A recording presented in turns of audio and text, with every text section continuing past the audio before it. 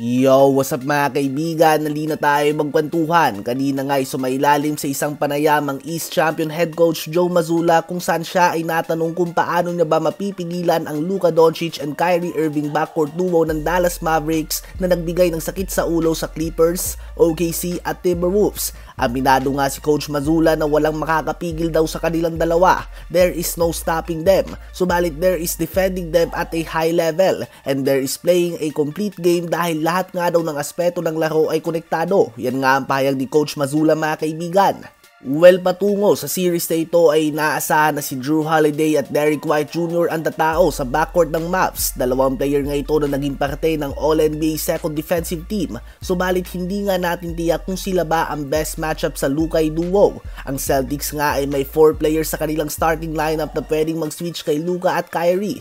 Walang duda na one of the best defenders si Holiday at Derrick White Jr. Ganun pa man nakita nga natin na nahirapan si Holiday sa mga malalaking player kapag tinatalikuran na siya nito at hindi nagdidribble ng paharap tulad ng ginawa sa kanya ni Jimmy Butler sa first round ng playoffs last year. Habang si Derrick White Jr. naman ay magaling din nga subalit nakita natin si Nembhard at TJ McConnell na magbukang all-stars sa kanilang matchup sa East Finals. Sobrang iba nga ang level ni Luka and Kyrie sa dalawang Pacers guard with all due respect.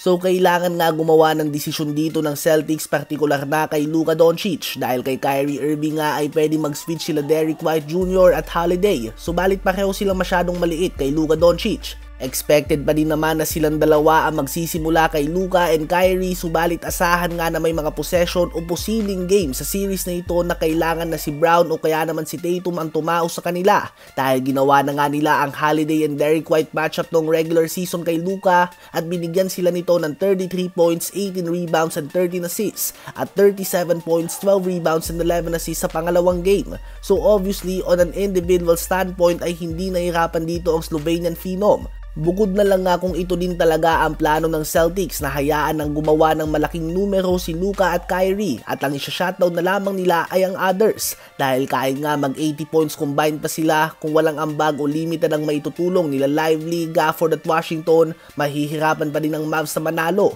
Ayon nga sa mga netizens ay si Jaylen Brown at Tatum ang best matchup defensively kay Luka Doncic. Well, posibleng totoo nga talaga ito. Ang tanong lamang dito ay kayanin-kaya nila na maging epektibo pa sa opensa kung sila ang tatao kay Luka dahil nakita nga natin si Anthony Edwards na nangailangan na ng oxygen tank kakahabol kay Kyrie Irving at isa pa ay kung ipapatao nga nila si Brown o Tatum kay Luka, andun ang sugal na malagay ang number 1 and number 2 option ng Celtics sa opensa sa foul trouble. So hindi nga yun ideal situation para sa kanila. Nakita natin ang mga teams sa sumubok na mag one-on-one kay Luka at Kyrie at bigo sila. Sinubukan din nila ang automatic blitz at double team, subalit nagagawa din ni Luka at Kyrie ang mga tamang pasa. Kayo ba mga kaibigan, ano ba sa palagay nyo ang tamang defensive strategy para malimitahan ng Luka and Kyrie duo?